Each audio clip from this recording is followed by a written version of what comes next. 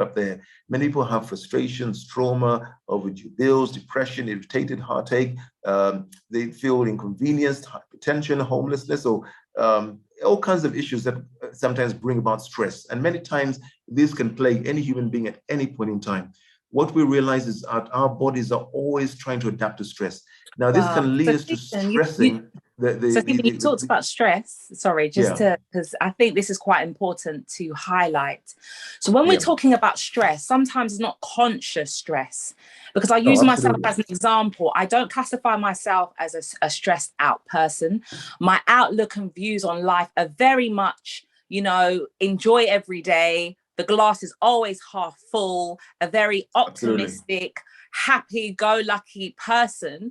But yet when I had a consultation with yourself, you were able to pick up on the fact that my body was storing more stress that was not in my consciousness, but may have been built up, caused by things that may have happened in the past that my conscious may have forgotten about, but my subconscious and my organs and my body hadn't.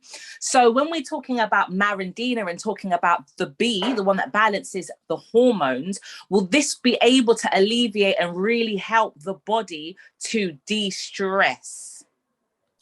Absolutely. I think one of the greatest challenges we face today is the fact that people are moving into prolonged stress. Many people are moving into a state where their stress levels are actually now starting to, there's stress that you feel in your head, but there's also stress that you feel that sometimes is what they call hidden stress. It gets stored in the body, like what you're talking about. And this, Rebecca and the audience, leads us to a situation where our liver, our kidney, our pancreas starts to suffer from what they call functional failure, because it cannot function well because of stored stress in the body. So the stress actually starts to interfere with bodily processes, bodily systems, and creates a situation where the body starts to bring about a sense of what we call performance that is not optimum. And you find that many times this affects your immune system. It affects your digestive capacity, because if you're constantly in this fight or flight mode, your body can't digest food very well. All the energy moves away from the digestive system and moves into what they call the rapid response, fight or flight response. At the same time, your immune system becomes compromised by stress. Now, as we know, stress can bring on so many things. We're in a situation where people have not realized that a lot of what happens when it comes to stress is that people can become develop nausea, or develop what they call constipation as a result of stress. Chest pains, a rapid heartbeat. This can also weaken the immune system. They can develop frequent colds. It can affect their sex drive. It can also bring on constant worrying. It can also affect your ability to concentrate, memory problems, a sense of feeling overwhelmed. People sometimes become irritable. They can have what they call a sense where there's a sense of short temper, or they can't relax, or they're only seeing the negative, what's not working, what's going wrong, what's missing in their life. And also there's a sense of negative self-talk. All these things can be brought on by prolonged stress, but also stress also can actually speed up the aging process. So it can also start to damage our cells. Yvonne just made an interesting comment. So Yvonne was just saying skin breakouts as well. Absolutely. So yes, people can get acne as well from stress. Yeah. Your skin shows. And also at the same time, you know what, Rebecca, as well, people can also move into a state where they're starting to use coping mechanisms, where they're using alcohol, or they're using cigarettes just to cope with stress, or they start to drown their sorrows in alcohol, or they're trying to get away from things, so they have to drown themselves in something, or they say, you know what, I just need to have a fag right now, so they go away and have an escapism. Escapism. So stress can actually impact our systems in such a way where you actually now are finding mechanisms to deal with stress. Some people lock themselves away, they just want to be there on their own all the time. So we're in a situation where we have to look at also nutrients as playing a key role in stress management. And that's where Mariandina comes in, because Mariandina is very good at optimizing your body's capacity to cope with stress, to adapt to stress. Sometimes people can cope with stressful situations better than you can, because they are better prepared. And how are they better prepared? Because their body is better prepared to cope with the stress levels that they may be undergoing. But many times we're also saying, when it comes to hormone imbalance, is that also stress can bring on what they call something called estrogen dominance, where you find that the body produces greater levels of estrogen, and also that predisposes you to getting what they call symptoms that come as a result of high levels of estrogen. We also find that for some people, they can bring on... Quick question. So with this thing regarding stress, am I right in saying that, they say laughter, something simple like laughter is a medicine. When someone's stressed, would it be possible they could just laugh at something, just laugh to help ease? Is that a body's way of being able to free ourselves of some of that stress? What can we do rather than tending to go for things like cigarettes? Or I think Yvonne shared kindly that she tends to take Coca-Cola when stressed. Can we, right. Can we laugh? Can we just watch a quick comedy on YouTube? Very good point, Rebecca. Laugh, smile at something. Is that a way that our body can actually de-stress? Because sometimes it's about having other coping mechanisms that we have actually been given as children. Children laugh and smile so much more than adults. Yes, laughter is the best medicine. In fact, laughter produces the right chemicals for healing. Your brain, as we saw earlier on, is a chemical factory. It is producing healing chemicals that actually heal your system and bring about a state of harmony inside your body. So we're either producing healing chemicals or producing harmful chemicals. And the endorphins, the vasopressin, the oxytocin, the serotonin, the melatonin, these are all chemicals that create mood. They create environment, they create a feel-good factor. But most importantly, what we're saying, when we're in a state of laughter, when we're in a state of happiness, when we're in a state where our body literally feels like we're on top of the world, that is when the body is producing what we call healing chemicals. Another good book that we can look at is The Honeymoon Effect. Whenever you first fall in love, you find that you create this sort of euphoric state where you're actually in that state of really being in love, and that's the feel-good factor. You feel that everything's working well for you. You can do anything in the world. You feel on top of the world feeling. On top of the world. That's sort of the world feeling. But that is also down to the fact that there's a book written called The Honeymoon Effect, and that is something that tells us that whenever we're in that state, we're producing very good feel-good chemicals, because whenever we're in that state, we are understanding that the body actually is in a state of what we call harmony. And that state usually they call the honeymoon effect, and somebody say, oh, he's out of the honeymoon effect, or she's out of the honeymoon effect, meaning that 95% of our life, as we shall see later on, is run from the subconscious mind. And once we have come out of that honeymoon effect, the subconscious data that is running our lives, which was formed in the formative years, now takes over. And sometimes you say, oh, you're just like your dad. Oh, you're just like your mom. Or, so all these things happen because, again, your body is now reverted out of that honeymoon effect. But the body, remember, is always having a situation where we are understanding that you are sometimes realizing that even as we're moving from a stress state, we can move into a state of ease. And this also brings us to the area of the fact that our body is also producing healing chemicals. And one thing we're realizing today is that your emotions play a key role also in hormone health and hormone balance. Many people become very unsettled in themselves. Many people become, as we talk about stress, but also they become, as we know, PMS is a condition that can create irritability. It can create all kinds of situations where mood swings can come in, or people move into a state of blame or anger or hatred or revenge.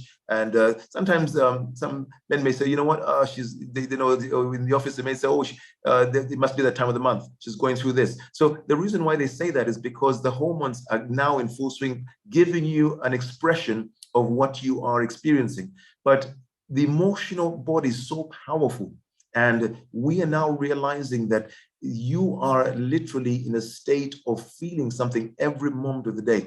Now, hormones play a key role in that whatever you state you're in, your emotional state is connected back to your physical body. And in terms of the fact that your emotional body and your physical body are constantly in communion, meaning that fear and worry get stored in the kidneys. If you're in a state of constant low self-worth and low self-esteem, that energy is getting stored in your spleen area. If one is in a state of constant anger all the time, that is going to affect the way your liver actually performs. And that energy gets stored in the liver. You probably know people who are always angry. They're always going through what we call a state of anger, and they end up with what they call liver problems. People who have just lost somebody and they always maybe they're going through grief or loss, they may say, oh, you know what, I just lost my dad. And they always, every day they talk about how they lost their dad and how they lost their mom and how they lost their brother. Now, obviously, grief is something that's real, but people sometimes stay in that grieving process and they also end up with lung problems because that's where the energy gets stored. Every person today who's got cancer has got an emotion of bitterness, lack of forgiveness, and resentment built into that emotion, which latches on and creates Wow. the cancer state. So we're seeing that this emotional state is also driven through hormone health, but also driven through the fact that your body creates the chemicals that create the disease that you end up with a disorder. So we are anybody who's in saying a that constant, who always hormones, constantly criticize themselves, they're also getting arthritis. wow. So you're saying that hormones and the imbalance of or states of prolonged anger, unforgiveness, and bitterness will actually cause physiological sicknesses. And you actually named the organs which they are linked to. And it is so interesting because I know someone who, as you mentioned, is always in a state of prolonged grief and not forgiving, and they actually had lung problems. And I didn't even know. So I'm just saying that, wow. We really need this really hits home on how important hormones are, and knowledge is definitely power, and Mariandina will help to, I'm not saying it's going to do all the emotional work for you, of course, that's something else, but it really helps to level out the hormones and put us back into control. Is that correct? Absolutely. I mean, one of the things we're seeing today is that many people sometimes have gone into a state where their capacity to really feel good is diminished, because their hormonal system is actually not being supported by emotional well-being. And you find that they're in constant state of worry, and we said worry will affect your kidneys. If your kidneys are not working well because they've got worry stored in them, or if you're in a state of constant, what we call, remember, your body is a chemical factory. You're always producing chemicals every moment of the day. And these are hormones that your body is relying on to tell the body as messengers what to do. But also what we're seeing today, if your emotional state is in a state of what we call emotional imbalance, or you have Stephen, sorry, are we okay to take are we okay to take some questions as we go along, because there's so much information? Absolutely. Yeah, so this is very important for us to journey together.